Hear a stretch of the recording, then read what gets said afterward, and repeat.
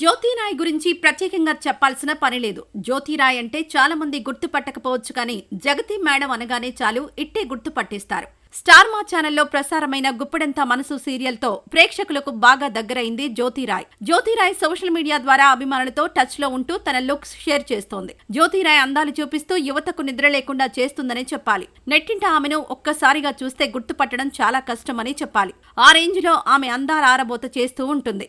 40 ఏళ్లకు దగ్గరవుతున్నా కూడా ఇంకా 25 ఏళ్ల లేడీ పిల్లలా రెడీ అవుతూ ఫోజులిస్తోంది జ్యోతిరాయ్. జ్యోతికి ఇప్పటికే పెళ్లై ఒక బాబు కూడా ఉన్నాడు. అయినప్పటికీ తగ్గేదేలే అంటూ అందాల ఆరబోతతో యువతకు చెమటలు పట్టిస్తోంది ఈ అందాల భామ.